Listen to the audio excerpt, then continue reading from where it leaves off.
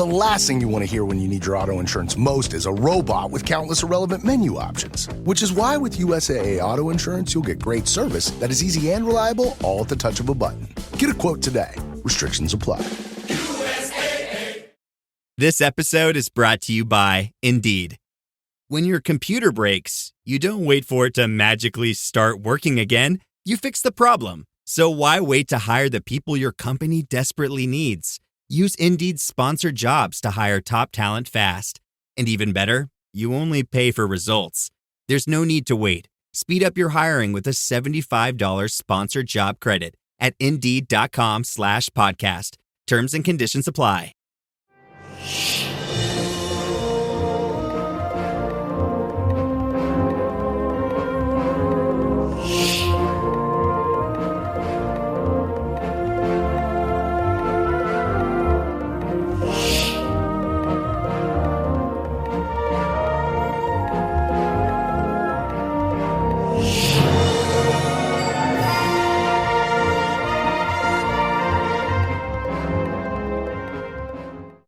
Hey, this is Mark A. Altman. And this is Daren Dochterman. And this is Ashley Miller. And we are the inglorious Treksperts. And this is Roddenberry's Other Treks. This is a really wonderful panel that we did at Star Trek Las Vegas 2024.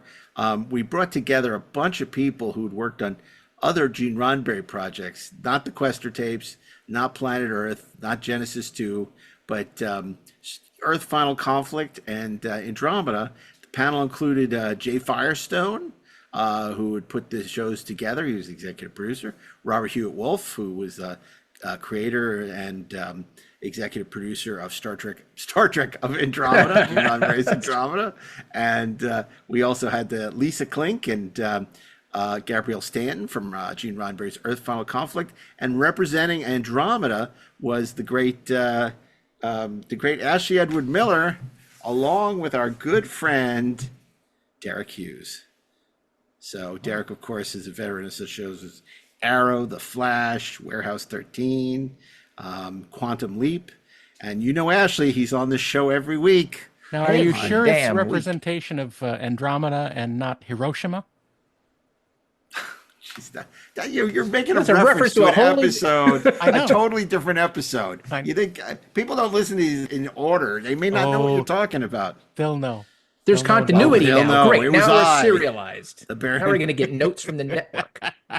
Exactly. Now we're going to get network notes from the Treksperts podcast network. Guys, you got to keep it self-contained. No serialized episodes. Keep them evergreen.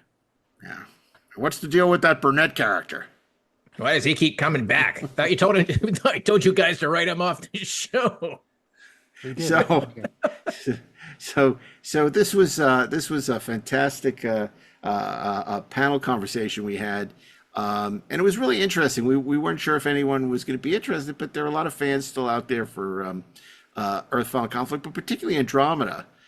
This was the show, and we talked a little bit about where these came from in terms of.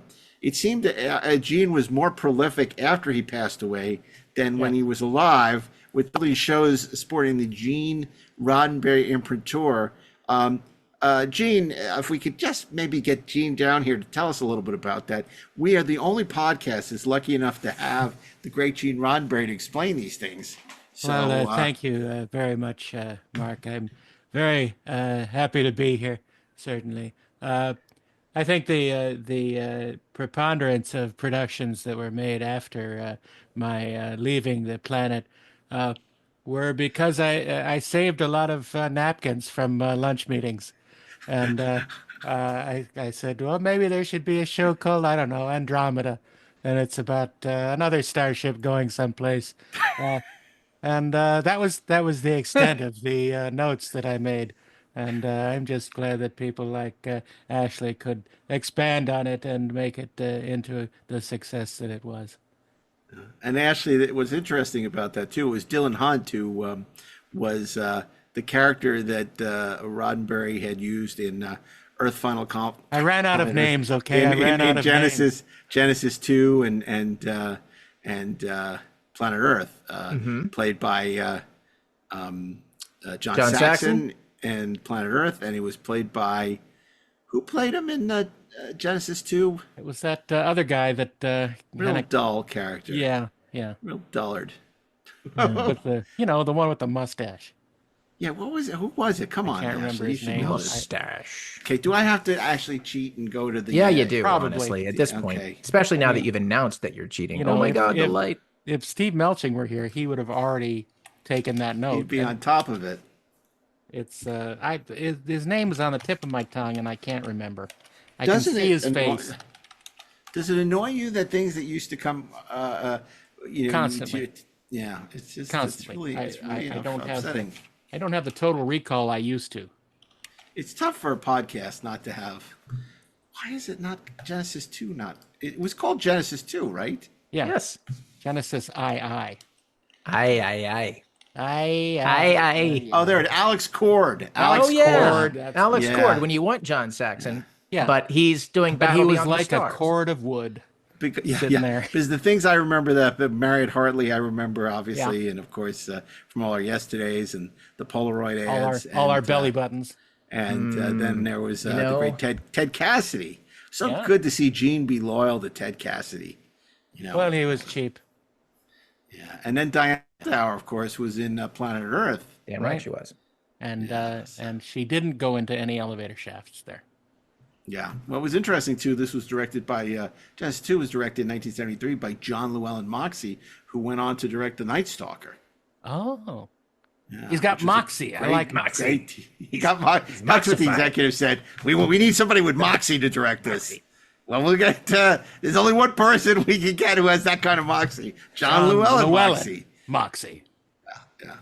But a big thank you to Jay Firestone, who came down from Vancouver specifically for this panel to be a part of it, and obviously Robert Hewitt Wolfe and Just think now he would cost 25% more.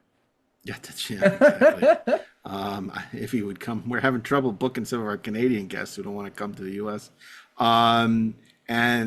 So Ashley, you talk about a lot of this on the panel, so I don't want to step on the conversation we're about to have. But anything you want to tell us, just to tee this up about your tenure on Andromeda? This is your first show as a staffer. This is before Terminator, Sarah Connor Chronicles, before Fringe, before you were showrunner on Dota Dragon's Blood, before you were on Black Sails. So this is the beginning of your TV writing career. What was that experience like, and how was it to be on a Gene Roddenberry show, so to speak? I mean, first of all, it was cool to be Star Trek adjacent. Secondly, it was great that it was somebody like Robert, who, as a television writer, is a great science fiction writer. He just thinks like a science fiction writer, and it was an opportunity to deal with the sort of the themes of Star Trek and the vibe of Star Trek in a way that I really dug, especially because you've got Robert coming off of Deep Space Nine. So there were a lot of things about that experience that spoke to me creatively and as a fan. It was also my film school. We had next to no money to make that show. And that teaches you a lot. When you have no resources, how do you get it done? But at the same time, you have, a star in your lead who is consuming. You could say it was a Herculean task. It was a Herculean task, exactly. There. And that was another way that I think I really benefited from having Robert as a showrunner, because he graduated from the Ira Bear, Michael Piller school of running a show, where you teach people and you bring them up. And we didn't just sit in story breaks. We got to watch our dailies. We got to give notes on edits. We got to go and be on set, even as staff writers. And we got treated like part of the team, and that, we were in school. And, the other thing, and I don't know, maybe we said this on the panel, so maybe this is stepping on it, but I don't know if we did, so I'll say it anyway, is we had a rule in the writer's room, which was if we ran into a story problem and we weren't quite sure how to attack it, we would just ask ourselves this question. Do you feel lucky, punk? Do you feel lucky? Oh, no. Maybe I fired maybe I fired 6.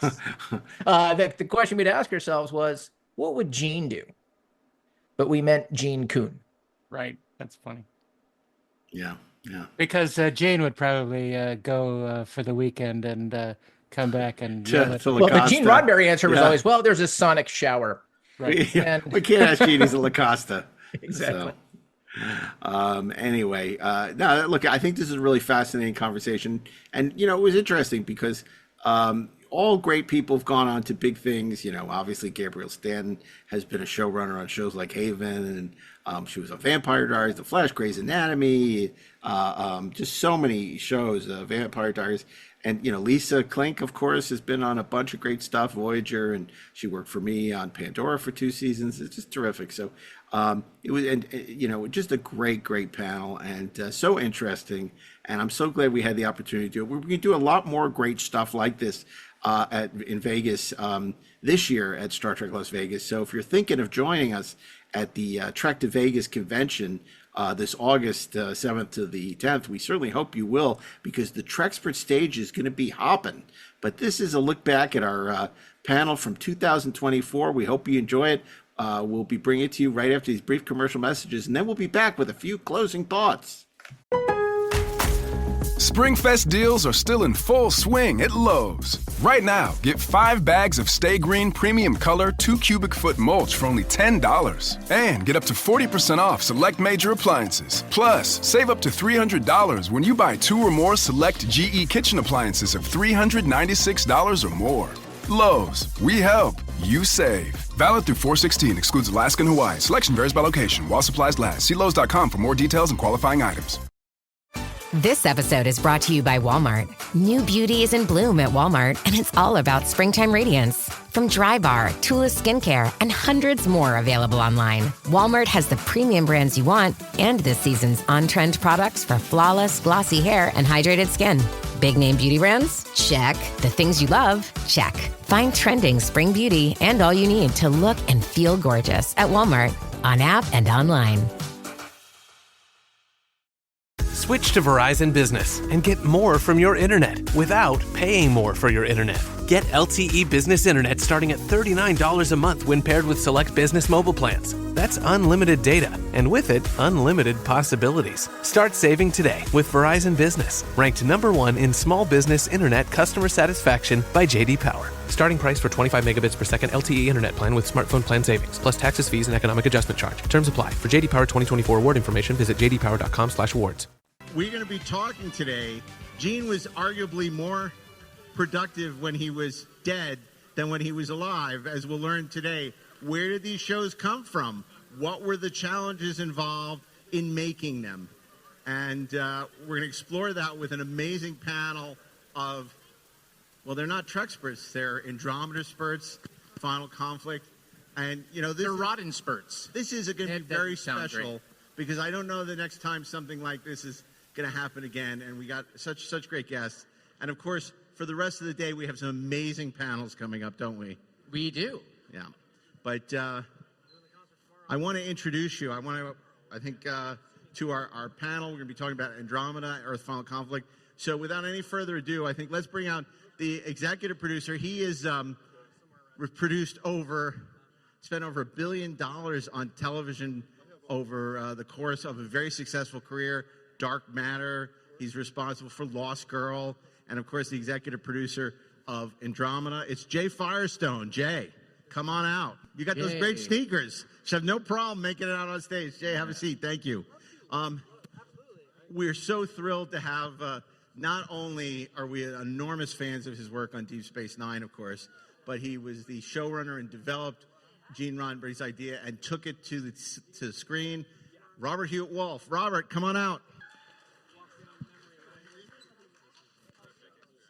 Another writer from Andromeda who got his start and has gone on to tremendous success writing for shows like Arrow, The Flash, Quantum Leap. It's none other than DERIC HUGHES.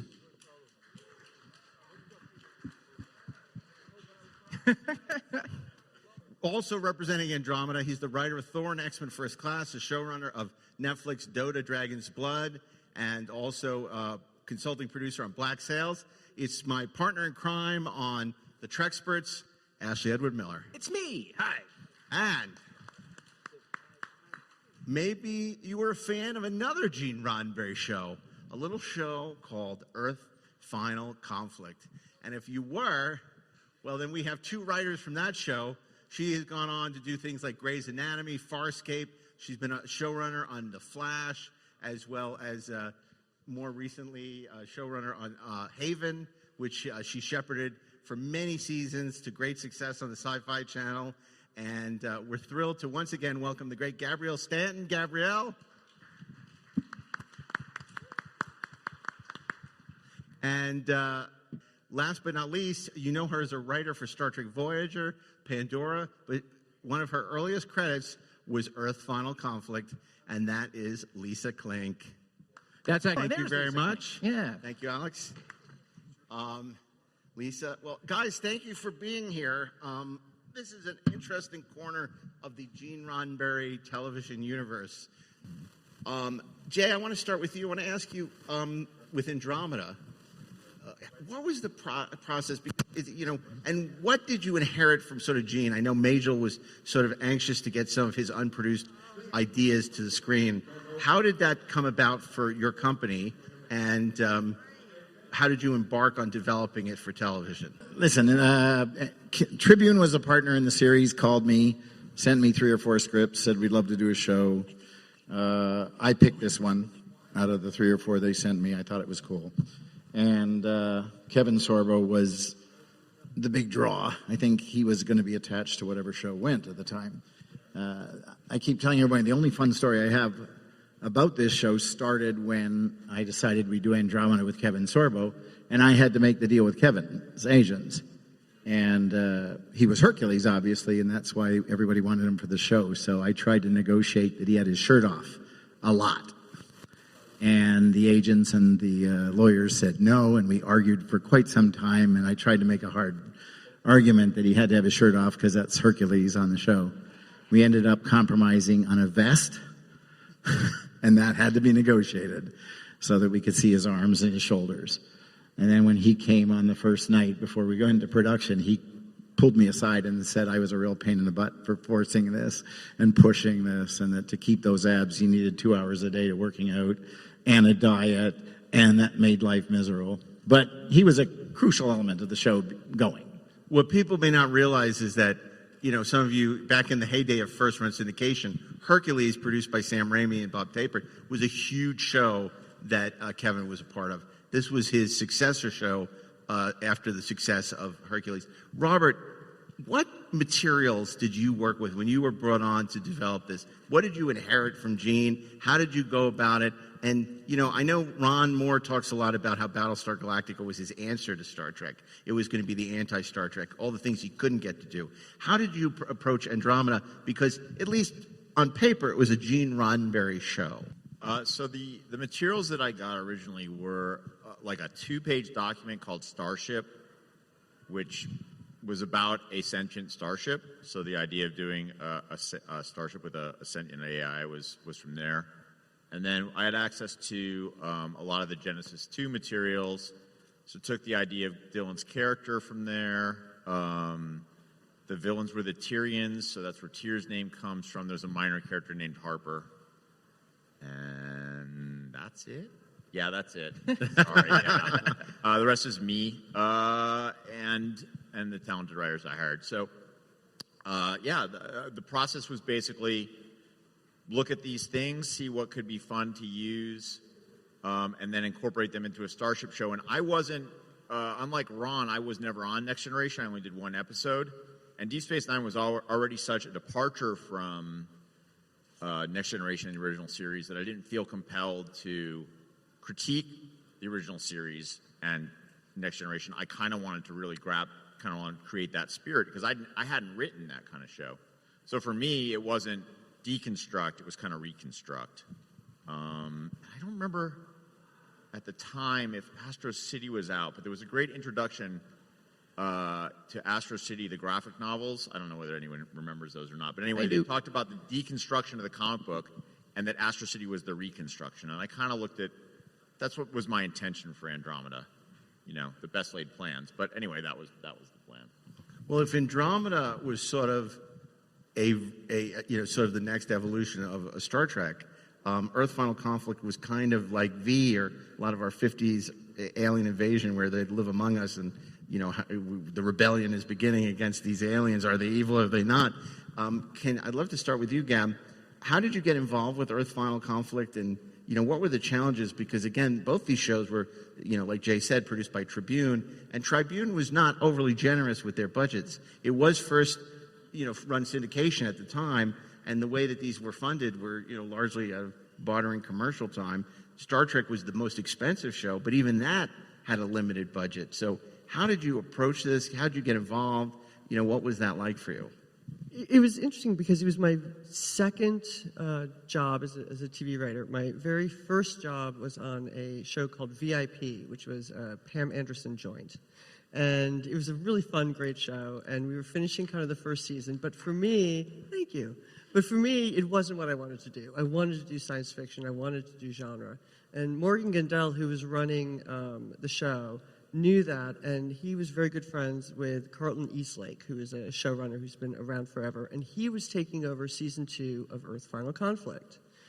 An interesting thing about Earth Final Conflict is, kind of like what you're saying, it had a very tumultuous production history. They basically fired and hired new people for the behind the scenes in the writer's room, and even some of the cast pretty much every year. So you never really knew what was coming. But I was, met with Carlton. I was so excited. It wasn't Star Trek, but it was Star Trek adjacent, and damn it, that was good enough for me.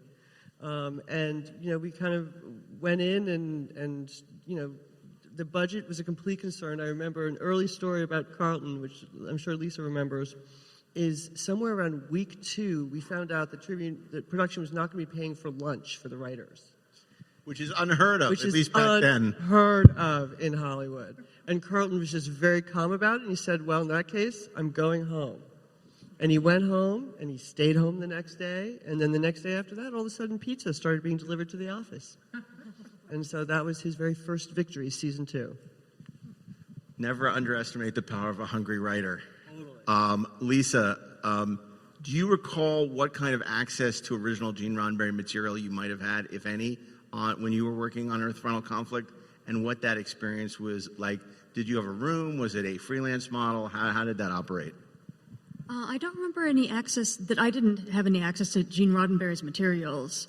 It all kind of filtered through Carlton, our showrunner. It was a staff situation. It wasn't freelance. And I remember that it was a really good room, that it was really, well run, and everybody liked each other, and it was really creative and bouncing ideas around. And fortunately, we were kind of shielded from the whole budget issues and from everybody getting fired all the time. And so until we all got fired. Until we all got fired, of course. But I had a good experience. Yeah. And getting back to Andromeda, Jay, this shot in Vancouver. What were you able, as the show became more popular, to build more, or was Tribune just immensely stingy with the budget? No, stingy is the nice word you would use with Tribune. Yeah. No, in fact, unfortunately, one of my jobs was to keep telling them we're not going to give you more money for the show. So it made it hard on Robert, obviously, to do it, because they would go up I think they went up 5% a year, and they weren't a big portion of the budget to begin with. So in the end, it was costing me a lot, and it was hard. I mean, doing those shows for syndication were pretty tough. Now, I did a show called Relic Hunter with Tia Carrera, and that was an international co-production, which this couldn't be. And that's good because you get more money internationally and you can do bigger budgets. And I love those things. I do them a lot. But this was tough. You clap for VIP, but not Relic Hunter? Come on. Relic Hunter. I have a fun story about producing Andromeda, which is when we were building our sets, Outer Limits had just been canceled. It was the end of season 6. And so we went and we bought everything they owned for 10 cents on the dollar, emptied out their entire warehouse. We built a lot of our sets out of their junk, especially the Eureka Mara was completely built. Like the engine compartment of Eureka Mara were septic tank liners. The pilot seat was left over from Outer Limits. All the GAC, all the metal, that was all Outer Limits' leftover crap. And then they got renewed late. season 7. And they were like, where's our stuff? Can we have it back? And we're like, nope, you cannot have it. And we used to joke, how do you know if you're shooting in Vancouver that your show's been canceled? Beep, beep, beep. It's the Andromeda prop truck backing up to your loading dock. We're taking it all. That's how we made that show. Ashley, this was your first gig in television. You had a very unorthodox path from what we're doing to TV. Can you tell us a little bit about sort of making the transition and what it was like in those early days of doing Andromeda? Oh my God, man.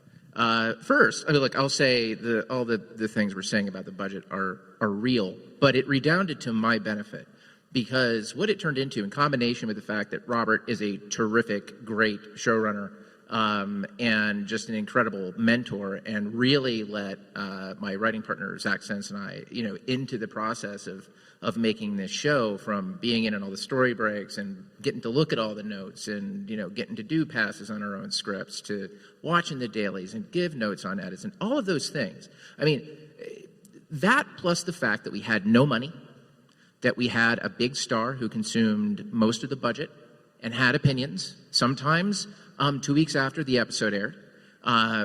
It really taught us a lot about how to write to a budget, how to write quickly, because I think we did something on the average of like 6 to 7 episodes a year, which is bananas. Okay, that's like nearly an entire season of whatever your favorite show is on Netflix these days. Okay, so we did all of that, and it was occasionally difficult. But here's the weird thing, like.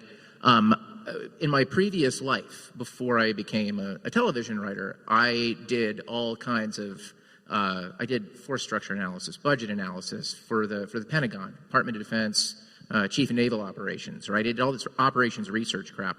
And there was an episode of Andromeda that Zach and I had written that was very near and dear to our hearts. We turned it in. We were told it was way too expensive. I said, F that. And I got a copy of all of the budgets from all the departments. I got a copy of all of the cost reports. I went home overnight. I backed out all of the costs, went through the script, started making notes, edits for like what we could do to make it work, brought it into Robert the next morning and said, here. And Robert looked at it and he goes, I think this can work. And he sent it up to Alan Eastman, who was our producing director. And Alan goes, I think this could work. And sent it off. I forget the name of our UPM. It was Bob something. All I know is when he got it, his head exploded because I had actually backed out all of his numbers for all of the departments. And that's not something that your line producer wants you to do.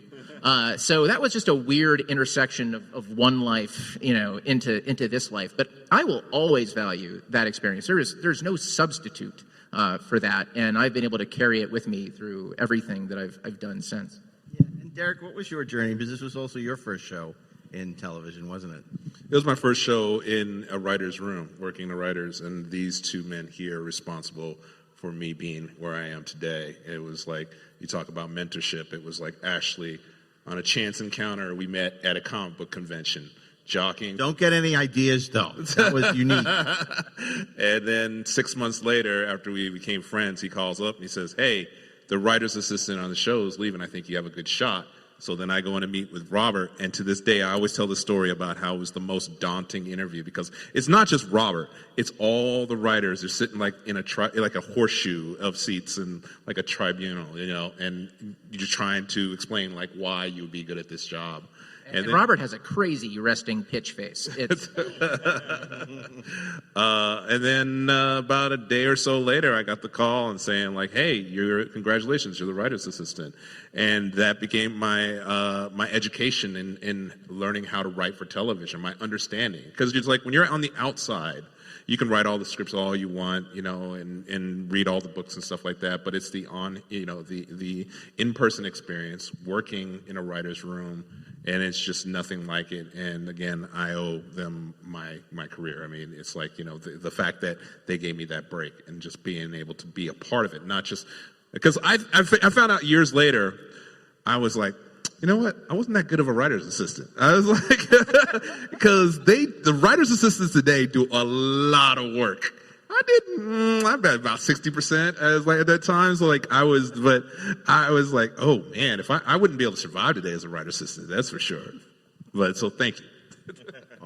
Robert, you have a mantra about you can teach science fiction writers how to write, but you can't teach writers how to write science fiction. Was that something that was appealing to you when you met with these guys? When you approached sort of putting a staff together, as you've done many times, what do you look for on a genre show? Well, I do look for people who enjoy the genre that the show is in. I always feel like if you get people onto a show, even if they're skilled writers and they don't have an enjoyment or a passion for the type of show you're writing, that's usually a recipe for disaster because they don't really want to be there. So you really want people who, first of all, they have to be good writers.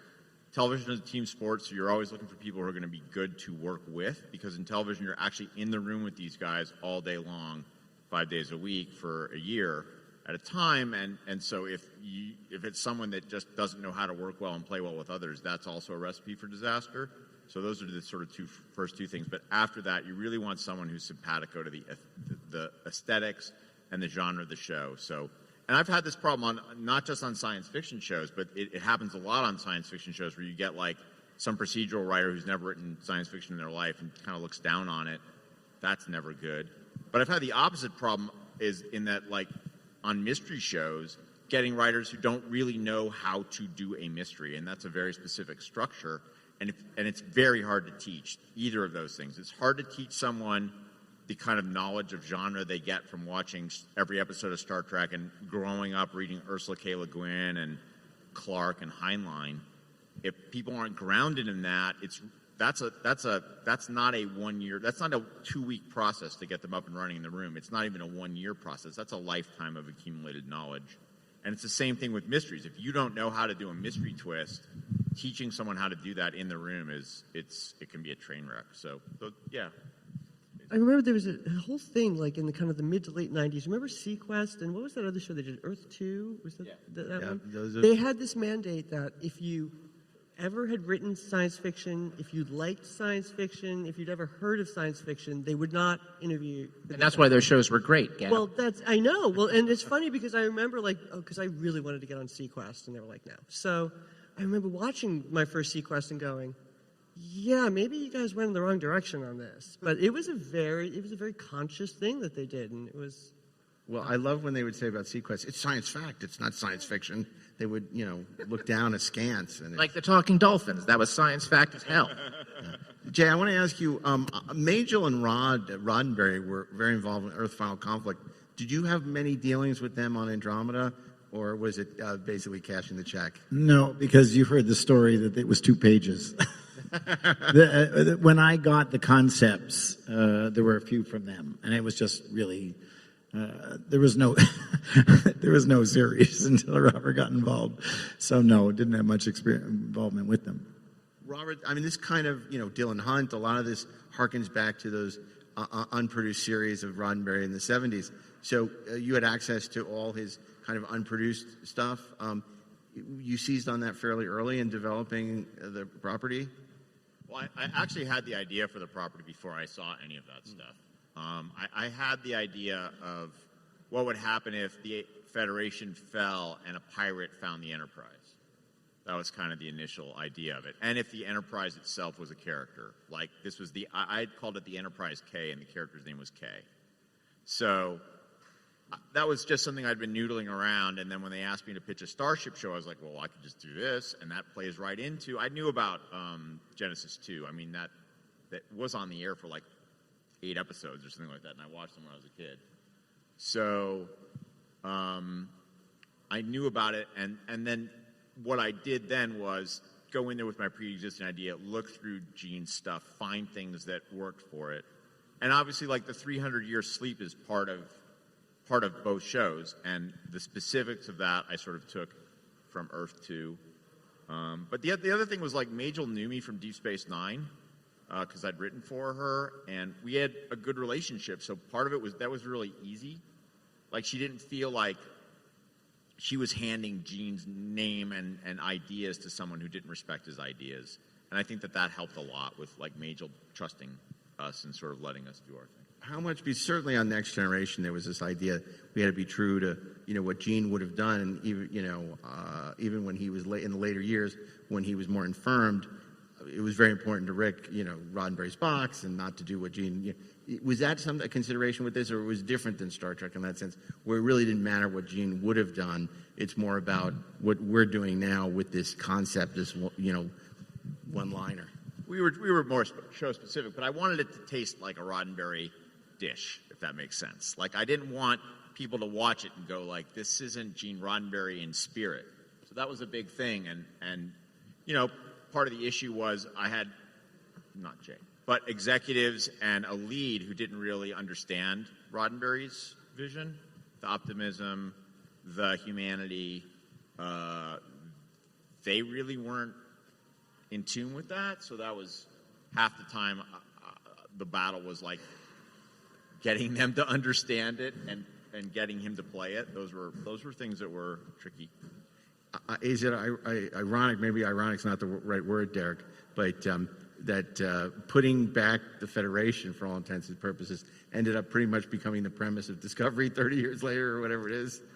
Yeah, I mean, still waiting for my check. So, tell them they can just hand it to me here, including an AI on their ship. Mm-hmm. Gab, I want to ask you, because you had a young PA. I take Venmo. You had a young PA, young Turk on your production, on his first production, and that was Rod Roddenberry. What do you remember about Gene Jr., who he does not go by Gene Jr., I'm saying that as a shorthand, he's Rod, but working on Earth Final Conflict? You know what? He came by the office once. I remember meeting him literally once. But the production was up in Toronto, and I don't even think Carlton went up for it. I mean, it was very kind of like, we were very kind of separated. I mean, it was our Jay kind of on the show was Kirshner, David Kirshner? David Kirshner, David right. Kirshner. And he would go up, he would go back and forth. And the only thing I really remember about him was I was very intimidated because we were all kind of in his offices, and he had, his office. And right in the office, when you walked in, his desk was on the right, and on the left was this big armchair, and in it was the Chucky doll, because he produced the Chucky movies. So going into his office to demand pizza or ask for a raise was always a little terrifying for me, because I was like, oh my God, he's going to have Chucky eat me. So what am I going to do? But no, I got to know Ron later, but I don't think we really interacted much with him. I wish we'd been able to go up for production. I think that would have been really great. Although for this panel, I was rewatching an episode that I wrote called Bliss in the second season, and I'm watching them, and now knowing about production and kind of seeing it through a producer's lens, it must have been so cold that day. They were all standing outside, and you could just see the actors dying and trying to say their lines. And then I thought, okay, I'm glad I wasn't up there.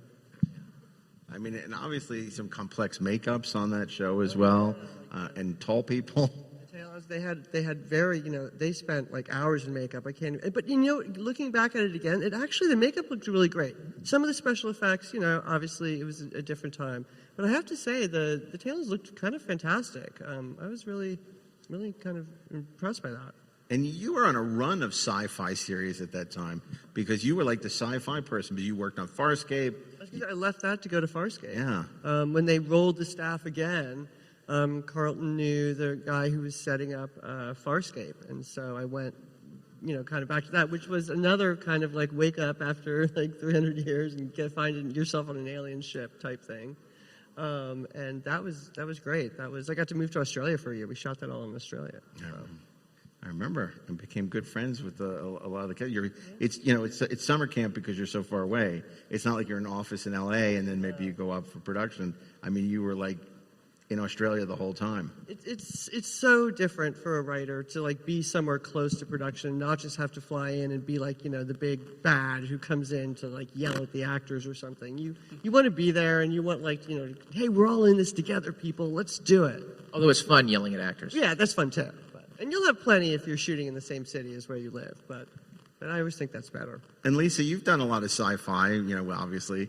What was your approach to, Earth Final Conflict and sort of getting the gig originally? Did you sell yourself as a sci-fi writer, or was that just something that came with the... the Talons are interfering with our panel. Too much chicken. Well, I was lucky in that I had taken actually a writing for television class at UCLA Extension, and the teacher remembered me, and he actually recommended me to Carlton Eastlake. So obviously the best class I ever took. But I really, having come from Star Trek, I definitely had kind of the ethos behind it, that humanity would band together and that it was ultimately optimistic. And that, even though the aliens were kind of seen as invaders, they weren't necessarily evil. And so I did try to keep up the Roddenberry view of the universe. And did your Earth Final Conflict help you get on Voyager? I was on Voyager first, actually. Oh my God, Voyager was that long ago. Voyager was that long ago. That was my first gig. Okay, Damn, so did your Voyager credit help you get on Earth Final Okay, Conflict? True. How does everyone here look so young when this was so long ago? Yeah. Bathing in the blood of my enemies. It's crazy. I had to get a work permit to work on Deep Space Nine. My mom had to sign it because I was still in high school. And let's talk about working with cast. I know a lot of people are next door listening to the actors tumble and do their thing. Obviously Kevin, I have no problem saying, is a very difficult personality. And it's challenging, particularly when the actor knows the show was greenlit off of their name.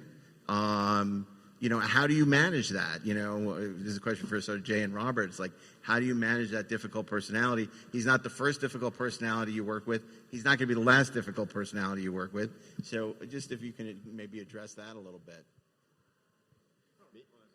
I had a different job with Kevin because I used to take him around the world because I had to sell the show. And the funniest dinner I ever had in con was when his wife said, "This is the first time Kevin has had full responsibility for the success of a show. And it's a very heavy weight on his shoulders every day."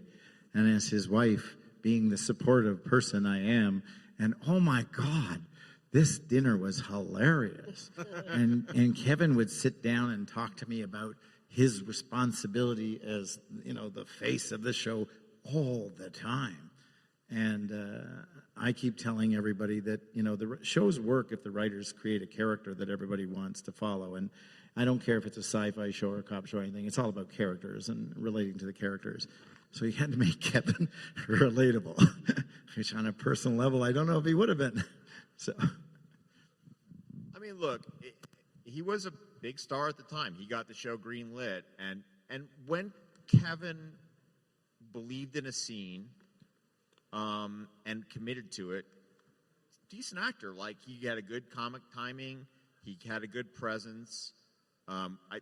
We had better actors than him on the show, to be honest. But he was good, and he was a star. He was definitely he had that TV star charisma. The problem was always to try to get him invested in the scenes. And like I said, I don't think Kevin's ethos and the Roddenberry ethos really had much of a Venn diagram overlap, to say it politely. And the other thing is he didn't like to work very hard. So it was kind of sad sometimes because he would come, he would do his lines, and then we would bring in a guy we called Captain Haircut, who was wearing his costume and was the same height as him and would wear a Kevin Sorbo wig, and then would be the person that the rest of the actors had to act against over his shoulder. And that doesn't make for great opportunities for performance in scenes for him or the other actors. And I've been very blessed in my career to have actors who are fully committed. I mean, Avery was there all the time. Johnny Lee Miller, always there. Did the scenes for everyone. Jesse Martin on the show I'm on right now, fully committed. There all the time. The captain of the set, Not so much Kevin. That wasn't really something Kevin wanted to do. So, hilariously, on the show I'm on right now, our stunt coordinator is a former Captain Haircut. That was his first job in the business, and he's now the stunt coordinator on the show I'm on right now. So we've had some fun reminiscences. So something I want to kind of add about Kevin. I said earlier that Andromeda was my film school, and okay, there's a big actor, and look, everything is relative. And in terms of the production universe that I was in, he was the biggest actor in the world because he was the only one who could tell me what to do. But I learned a lot of things about working with big actors from Kevin. And the most important lesson came, I think it was in the third season. Zach and I had written a script that we really loved. We sent it off. Kevin calls us directly, and he says, guys, I read the script. It's really great. I love it, except for one thing. At the very end, I get into a fight, and I lose. I can't lose a fist fight. And there's nothing you can say to that. There's absolutely, you can't tell them, no, Kevin. In fact, I personally am going to come to Canada and give you a beatdown. That's not the right response. So we said, okay, we'll figure something out, and hung up. And at first, I was really pissed, because I thought, you know what? Sometimes everybody loses once in a while, man. Then you pick yourself up, you get out there, and you go back and you kick ass again. But here's what I drew from it. Once the solution dawned on me, two things. One, when you have a star, your star always needs to have something to do. And when they are reading the script, they are asking themselves, how am I going to look after this comes out? And you have to think about it. You have to address it. And you can fight it if you want to, but that's a great way to divorce yourself from whatever it is that you're working on in the long run. The second thing that I learned was, and this was the kicker, this is what made me crazy. Kevin was right. He was absolutely correct. The fact that we let that episode hinge on the outcome of a fist fight, especially in a Gene Roddenberry show, was exactly wrong.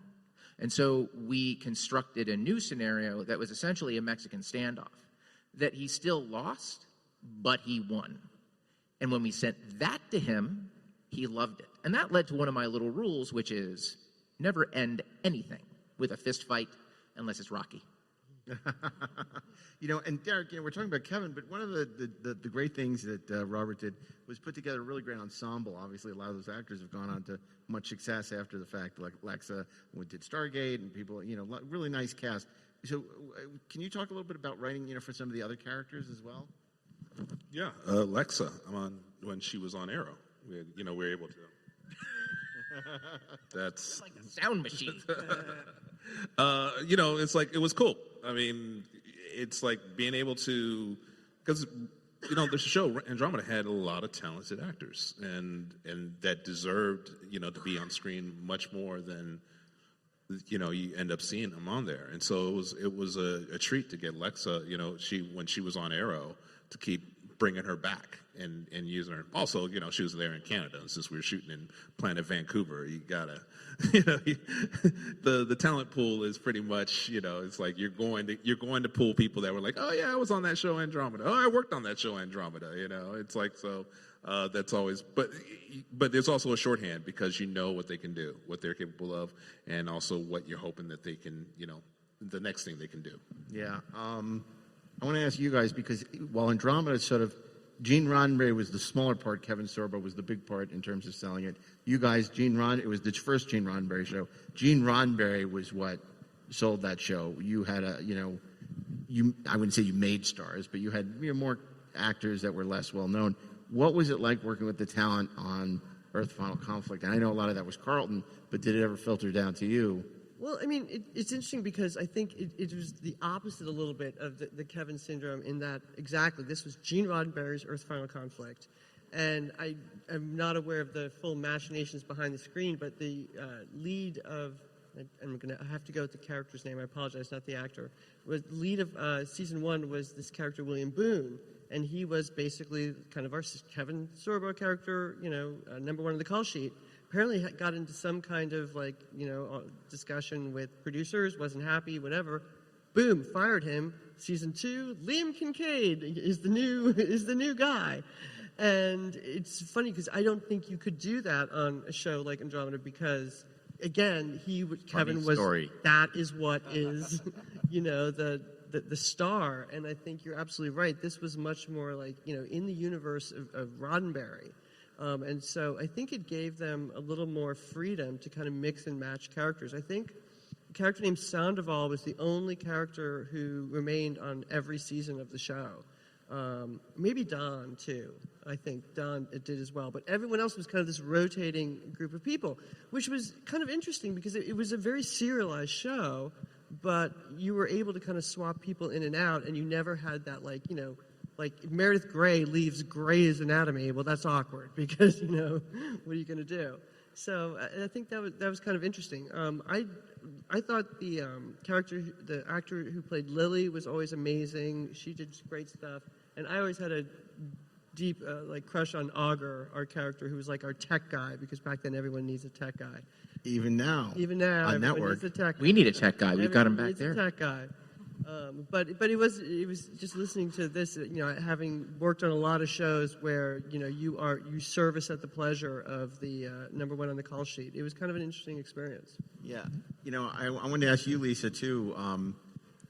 You know, in terms of, they say there's that old axiom: art thrives on restriction. But there becomes a point where there's just too many restrictions. They've never worked on a really low budget first run syndicated show. Whoever said that. So, what was the experience for you of just, you know, writing? It was Earth. It's what we call now terrestrial science fiction, which is the hot genre if you're pitching terrestrial science fiction. So, what were the, you know, challenges, and how difficult was it to work within these restrictions? Well, doing sci-fi on a budget is always kind of tricky because obviously, to sell sci-fi, you want to have either, you know, creatures, or you want to have effects, or you want to have something that is not Earth. But of course, those are all the things that are expensive. And so I always found that kind of a challenge, just knowing, keeping the budget in mind. But the thing is, the characters were interesting. At least I thought so. And so having the characters just talk to each other about fantastical things and about good moral dilemmas was always kind of a good go-to, because it wasn't going to cost us much money. And like you said before, I mean, the characters are why the people tune into the show. You know, I mean, Gene Roddenberry's name might have drawn them in, but the characters are the ones that keep them coming back week after week. And so that's what you really need to service, you know, no matter what kind of explosions and nifty special effects you have, what you really need to pay attention to are the characters. Yeah. I'm so glad you mentioned visual effects because, you know, Robert, what were, you know, at that time of, you know, early in the CGI era, what were the restrictions, or what were you able to embrace? What did it, you know, the opportunities it presented for yourself? Because of course, Deep Space Nine, over its evolution, went from being shot with miniatures to the CG. You had CG from the outset. What was that like, and how did you enjoy being a part of designing a spaceship, an iconic spaceship? I mean, that part was really fun. The budget issues were a problem with all of that stuff, to be honest. I mean, that's why if you watch Andromeda, you know, there's a lot of like the anime trick of reusing shots over and over and over again, because we just couldn't afford anything. So, you know, we built the ship. I think that was a really nice design. I still think that that's a pretty good looking starship myself. And, you know, it was designed to not look like a Star Trek ship, but still be a really cool looking starship. And the Maru was fun too. We had two ships that were nice. They had a nice contrast with each other. And we could get a certain level of production value for the money we had. I mean, but it wasn't the production level we could get on Star Trek. And that was really something I struggled with, to be honest, because I'd been really spoiled in that for things like makeup effects, visual effects, costumes, all of that, we had the best in the business on Star Trek, and they always delivered. I mean, sometimes you could argue the hair was a little crazy, but still, like, they would win Emmys and then they get fired every year on Deep Space Nine. But like having to deal with the restrictions of budget when it came to visual effects was really hard, because there was a lot of demand from our upstairs for a lot of stunts and a lot of starship battles. And there were times I had to tell them, like, look, I have a very expensive thing that I put on screen as much as I possibly can. That's Kevin Sorbo's face. That's what you actually are paying the single most money for in this budget. And if you want me to do starship battles, I'll do the best I can. If you want me to do giant stunt sequences, it's going to be like dudes in helmets, and we're going to hit the same stuntman 6 times an episode. You know, he's going to play like 6 different dudes getting shot in the chest. We could afford 8. Yeah. Because we just couldn't afford it, you know. So that was really the case with the visual effects too. We had great ambitions. I think we had some fun designs.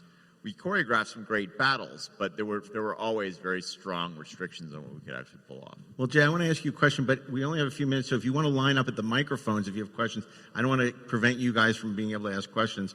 Jay, this is my question before we go to the audience questions. You've produced a lot of successful series since Andromeda. Lost Girls, Beloved, Dark Matter. I'm just wondering, every show is a learning experience. What did you learn from Andromeda that you applied to future shows that you produced? Don't have too many people telling you what to do all the time. And I'm not joking about that, because when I did my show Lost Girl, I was the absolute final word. And the same with my show Dark Matter, same with my show 13, same with my show Relic Hunter that I did. And when I was the absolute final word, it was easy.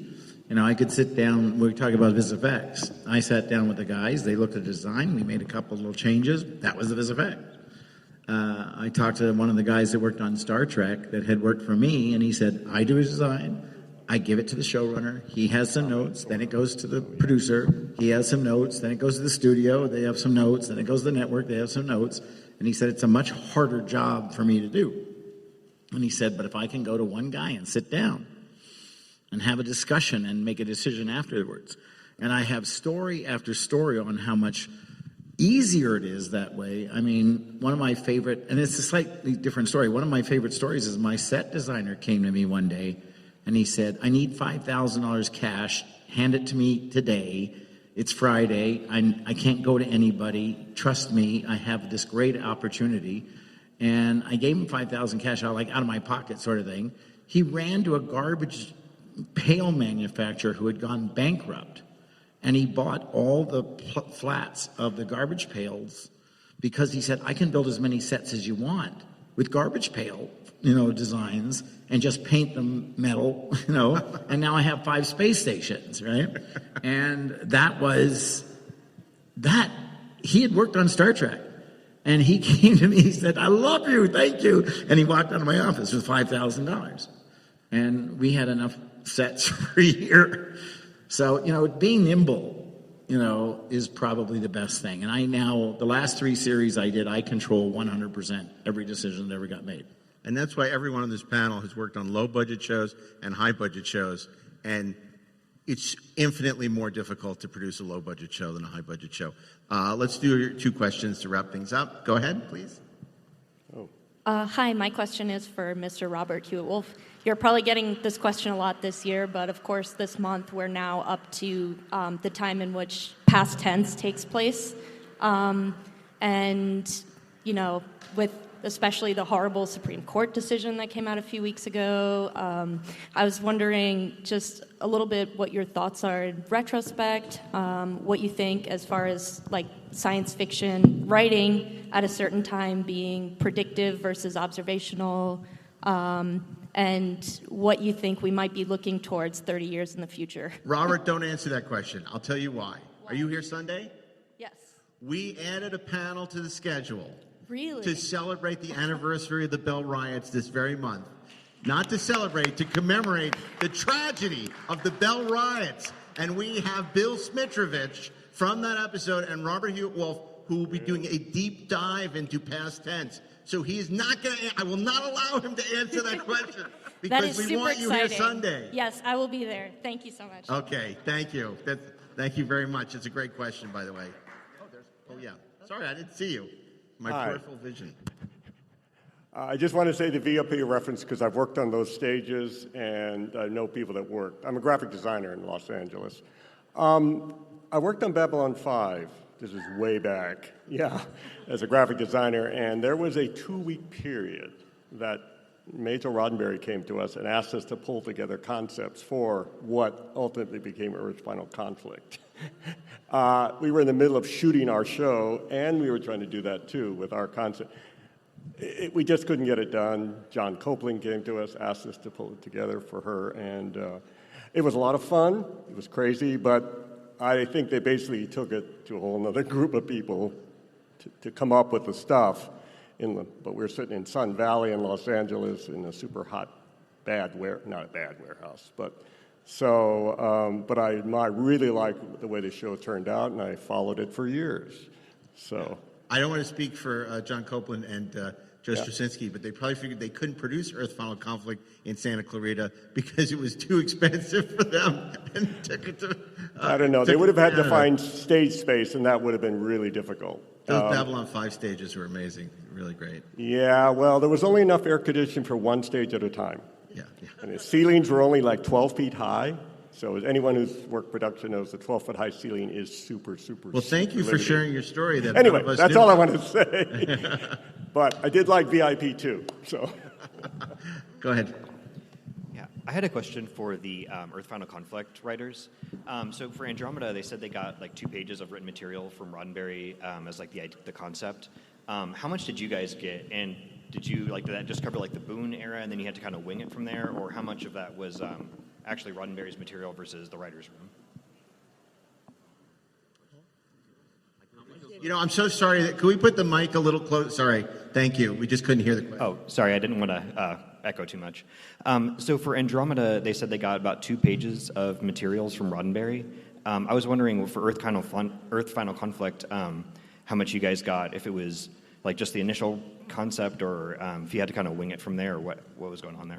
I have a vague memory. We had, basically it was like a small show Bible, but it had to be at least 10 or 15 pages, I think, with all the main characters in it, the kind of the concept of the show. I think it broke out like what the first episode was. But I don't think it had much in terms of like overall arcs or anything. It was just kind of like a template for, what his idea was, who the major characters were, and what kind of the concept was behind it. And I remember, the only reason I probably remembered, I remember even at the time, it was like typewritten out on like a typewriter, you could see the little whiteout on it. And I was like, oh my God, this is old. Well, there's some first-hand knowledge other than asking Carlton. I think that's as good an answer as you're going to get. Go ahead.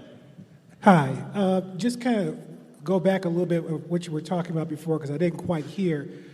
Do you prefer writers who are coming in to have already written for science fiction versus those who are, I guess, maybe more familiar with just like character development for whatever? I personally think that it's best to have someone who has a sample that is appropriate for the show. It's a lot easier to tell if someone can write a show like Star Trek if they have something that's at least vaguely genre. Same way if you're trying to find writers for a mystery show, if they're giving you a soap that has like a mystery element and you're like, well, yeah, it's got a mystery element. It's got a body that drops at the end of the pilot. That's not a mystery. That's just a twist. That's not even what's the story? So it really helps to read stuff that's in the genre and knows, because it demonstrates a knowledge of the rules, and that's a huge thing. If you know the rules of a genre, you've got a leg up on the people who don't, and the sample should show that. For example, when you hire a staff writer. And I think we should save that. We have a panel on Sunday inside the writers' room where we're going to have an all-star panel of writers from a bunch of Star Trek shows and genre shows. So we're going to focus on, that kind of advice and what it took to get on these shows and what, people are interested in trying to get staffed. So we'll address that on Sunday for Inside the Writers' Room. It's going to be a really amazing panel, and I think everybody's going to get to talk at least once, given we have like 20 people on it. Thank you very much. Last question, our Vulcan friend over there. What was the best idea on any of the shows that you weren't able to do? Could be for like time, money, any other reason. Wow, we're supposed to wrap up, and she asked the hard question last. I will say very quickly that when Zach and I first went, we pitched to Robert. We pitched you 7 ideas. I think we did 4 of them in the first season. By the second season, we'd done 6. By the end of the by the time we left in the third season, we'd done all 7, and we basically got an opportunity to tell every story we wanted to tell on Andromeda. That's the beauty of doing 22 a year and doing like 3 seasons of it, and everybody's overworked. So that was a great experience. I mean, I had a grand scheme for the entire 5 years of Andromeda, and I, because of various reasons, was gone by the middle of season 2. So if anyone is curious about how I would have done Andromeda, there is a document online that you can search for. It's called Andromeda Coda, and it's like a little 25-page, 1-act play where Harper and Trance tell the entire story that was supposed to be Andromeda. And Gab and Lisa, I'm going to put you on the spot and ask you to answer that question. But frankly, you probably have no idea. It was it was a while ago. It's things you didn't get to do for Earth Final Conflict. Maybe I'm wrong, but if you guys want to take that to wrap things up, Gab. In terms of the grand picture, we were kind of baby writers at the time, so we weren't able to make big decisions. I remember that we were talking about doing some more Talon stuff. Like we wanted, go back to the home planet, see stuff. Somewhere around the middle of our season, we discovered that a Talon had come to Earth thousands of years ago, and it was this whole thing. And we're oh, let's reenact that. And they're let's sit in a room and talk about it. And we're okay. Yeah. We can't go to their planet, but we can go to a cabin. Yeah, let's do that. What about you, Lisa? Yeah, of course, you always want to do more alien stuff. That's more interesting than those boring people. But as we said before, that's where the budget restrictions kicked in. And so, yeah, I always wanted to see, more action or more, nifty, what are the secrets of the aliens and how are they different from human beings?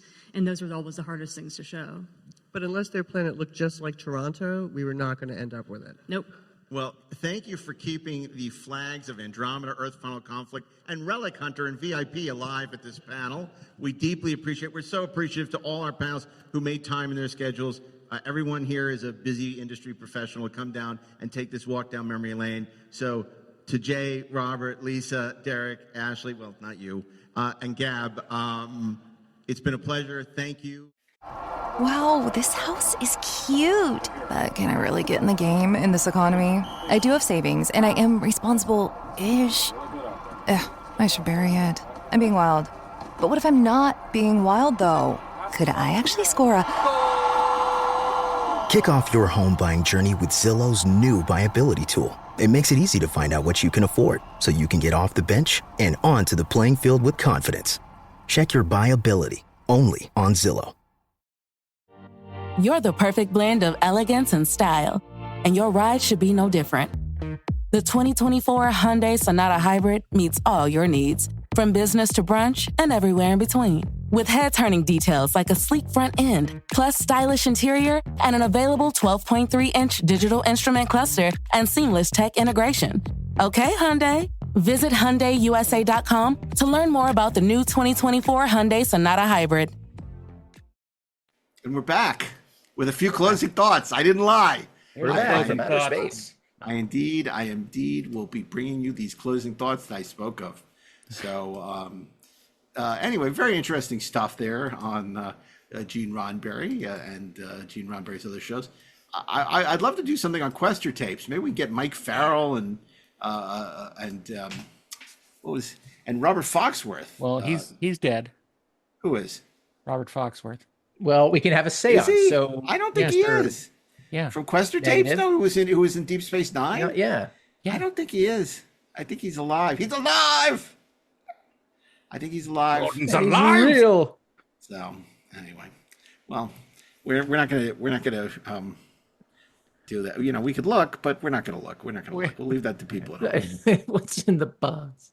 Don't look for it. You may not like what you find. Yeah, but this is the kind of thing. It's we didn't know if anyone was going to show up, but we did it because we could. Because it was who else is going to do this? Because who else we is would gonna like it. Because we would like it. It's key. let's take a look at Gene's other shows. These interesting curiosities that happened in the wake of of his passing, and then there were all these shows at first run syndication, and Andromeda really initially had some really cracking good episodes. So, are we finally going to do a panel on Pretty Maids all in a row? I would like to. We reached out to some people about. People are so, I don't know. I'd like to. It would be great. But we are doing, don't tell anybody, we're doing a 30th anniversary tribute to Space Above and Beyond. We're going to have the great Glenn Morgan and Kristen Cloak joining us in Star Trek Las Vegas to talk about the 30th anniversary of Space Above and Beyond, which was a terrific show they Kristen did for Fox. can't fire while she's cloaked. Oh my God. Save it for the panel. But that's going to be just the kind of stuff that we're going to be doing, the unexpected, that we're going to be bringing you at Star Trek Las Vegas. And of course, now it's not the unexpected. Now it's expected. If you can't join us in Vegas, we'll be on the Inglorious Treksperts live tour throughout the summer. And you can find out what shows by going to galaxycon.com, galaxycon.com. And while Darren is in Raleigh this July, Ashley and I will be at the San Diego Comic-Con. So there can be lots of chances to see the Treksperts together and separately. So we hope we'll be seeing you, or at least speaking for Darren and Ashley, I know they're looking forward to seeing you. Actually, that's our relationship name. You're like two people Vics. Like they ship us. You're two Vics. You've been combined. Dashley. We want to live. What do we do? Darren and Ashley have become Dashley. Like Tuvix. Can we kill Dashley, or do we just let him live? Dashley and Aaron. Oh my God! Oh, the moral dilemmas of such a metamorphosis. Anyway, we're going to be back, as we often are, with an all-new episode in a week, next Thursday. But in the meanwhile, I want to remind people this is a production of the Treksperts Podcast Network. Dashley and Altman are our executive producers. Brian Mixbeer, host from producers. Mark Rivera is our exceptional audio sound mixer. John Carney is our social media manager. And Inglorious Treksperts is copyright 2025 by the fine folks at Treksperts Plus. Inglorious Treksperts is available wherever you listen to podcasts, on video via Spotify and YouTube. You can review Inglorious Treksperts wherever you listen and share your thoughts and grow stronger through the sharing on social media or via email at trekspertsplus@gmail.com. Or on the Inglorious Treksperts Discord channel. Get off your butt and sign up for the Discord channel. It's in the show notes. It's in the show notes. We tens of thousands of listeners. We want to see that Discord channel grow. So get on it. That's an order from your captain. And other Treksperts Podcast Network podcasts include Treksperts Briefing Room, The 1:30 Movie, Cartoon Barroom, and many more. So we hope you'll join us next week for another episode of Inglorious Treksperts, and we hope we'll see you in Vegas or one of the great Galaxy Cons coming up this summer. And until then, keep on trekking, ingloriously, of course. Shh.